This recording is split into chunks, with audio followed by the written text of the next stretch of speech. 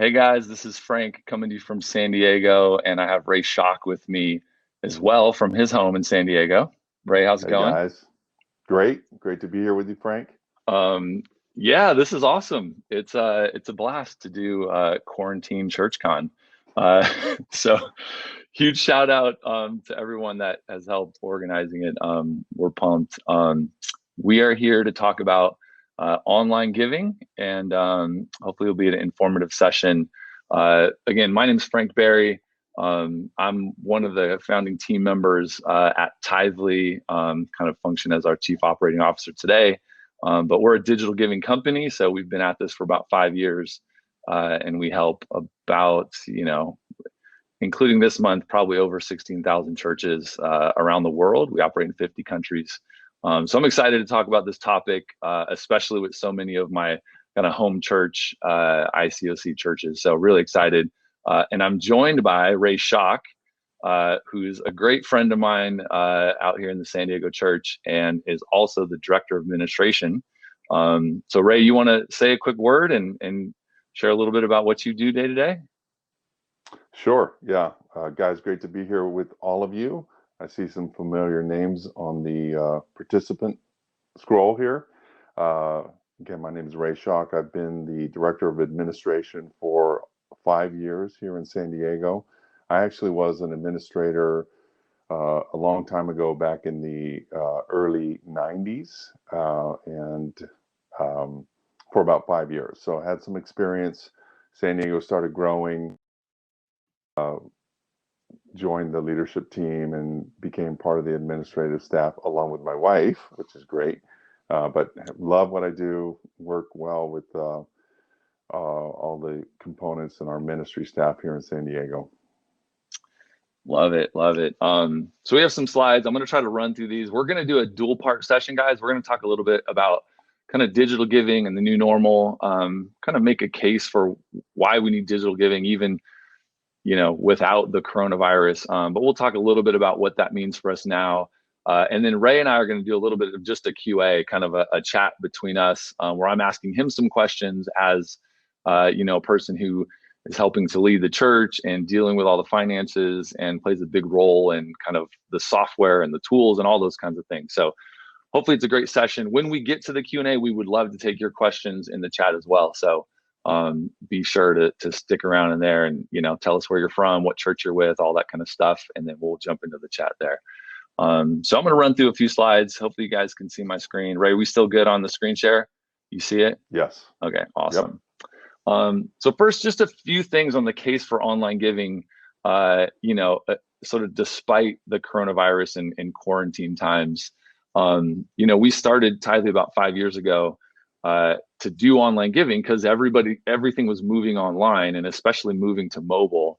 But there's an interesting dynamic in what happens in our own kind of daily lives where we use computers and phones and do a lot of things, a lot of commerce online. But in the church, it still operates off cash and check. So, well over 85% of churches still use cash and check as the primary means of collecting contribution or any other forms of offering. So, most giving still happens offline, shockingly.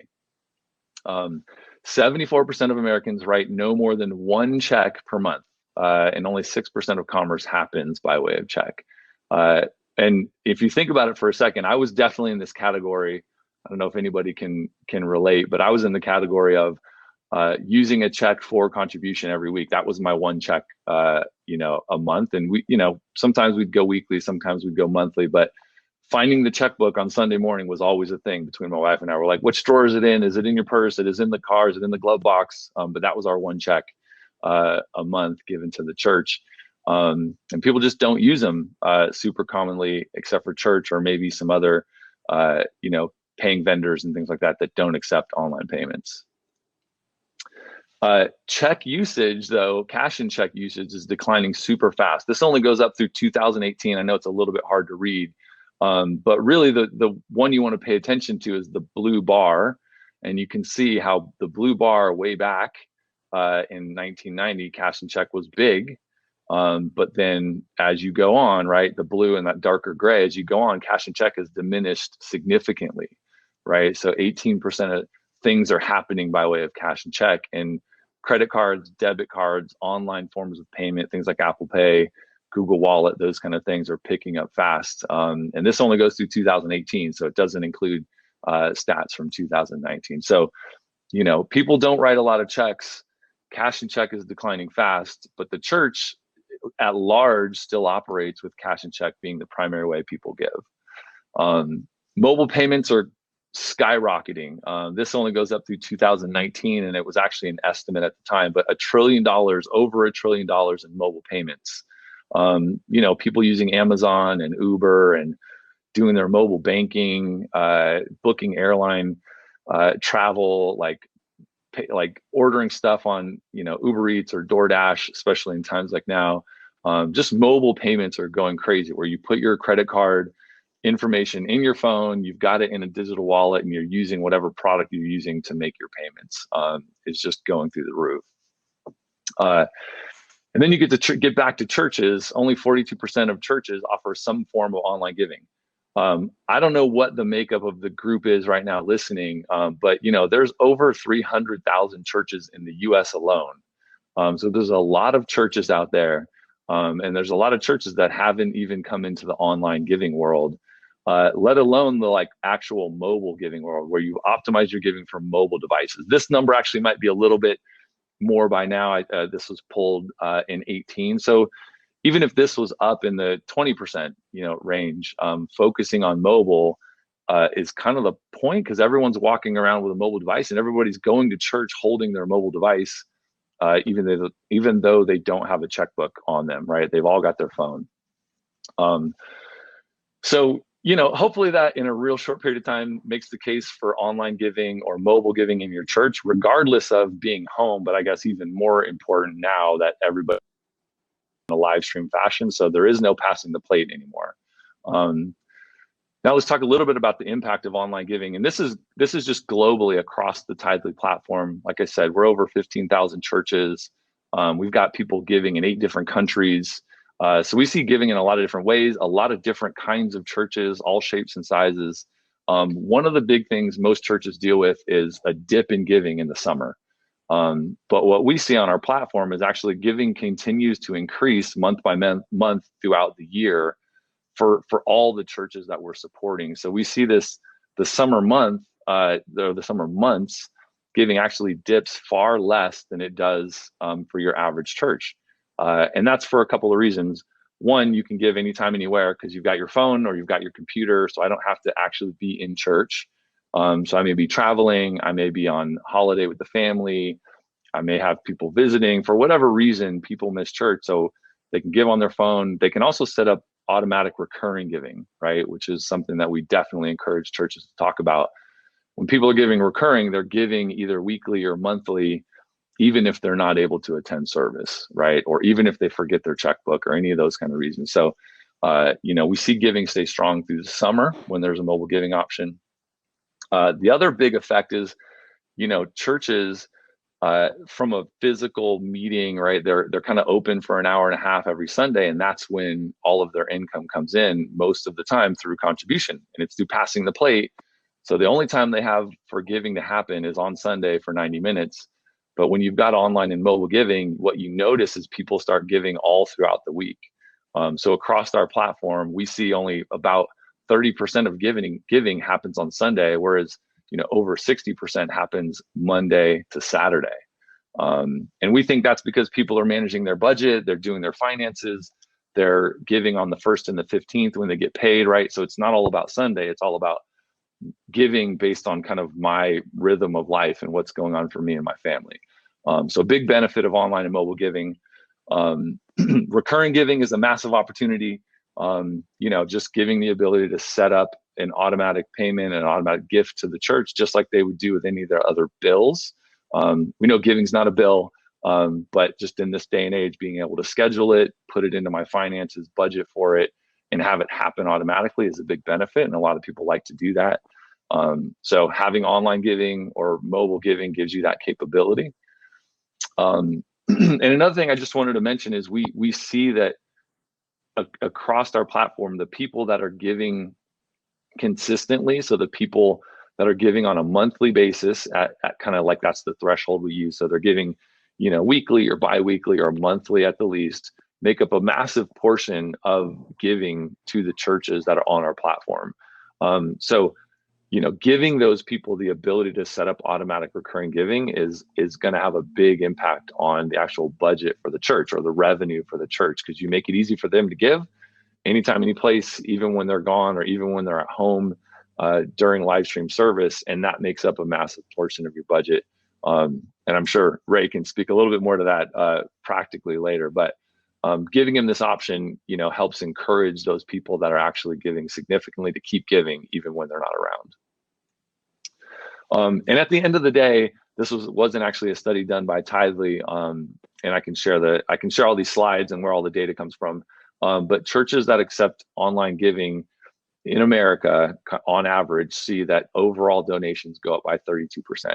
And you see that happen because now people can give even if they're not there. People can give if they don't have a checkbook. People can set up automatic recurring giving so they don't miss giving if you have a park service or you're meeting at home, right? There's all these dynamics that are at play where you actually see giving increase because giving gets more consistent for people.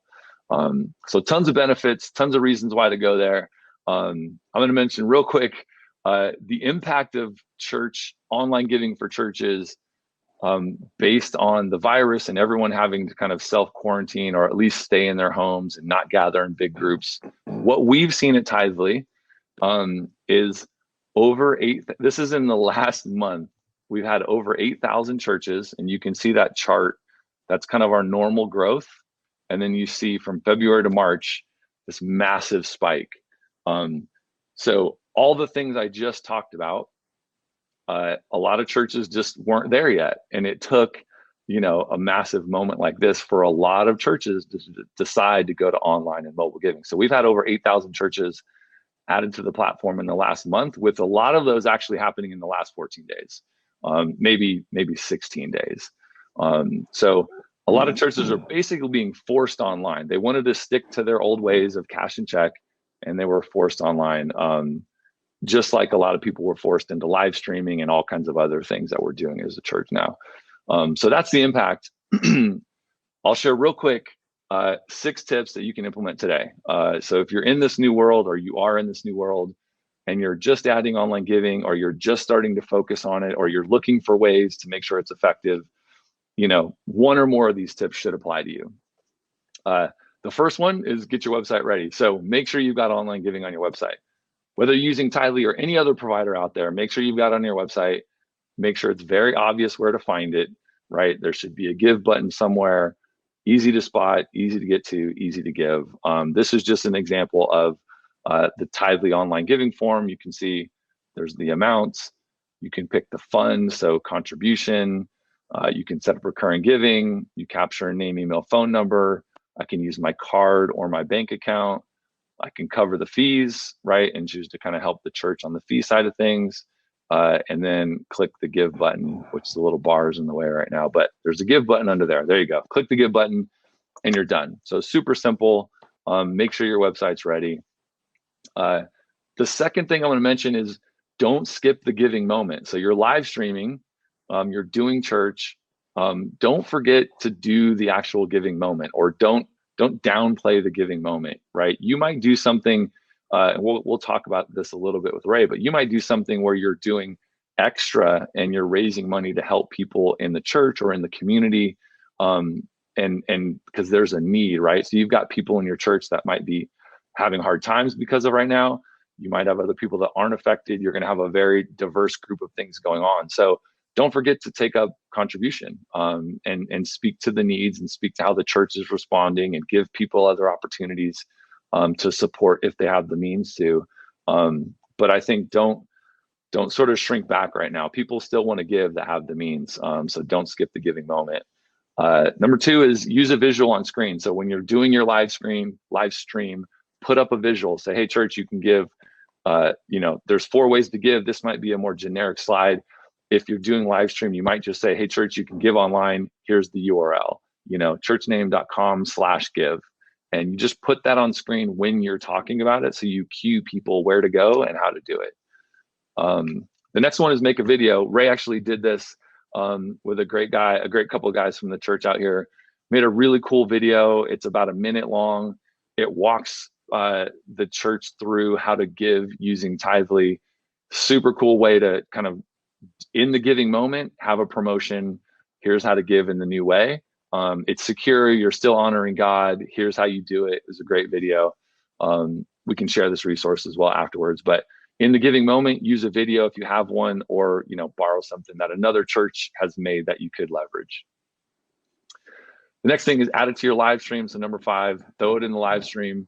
If you're on Facebook Live or YouTube Live, when you're in the offering moment, you're going to have a slide up or you're going to play a video.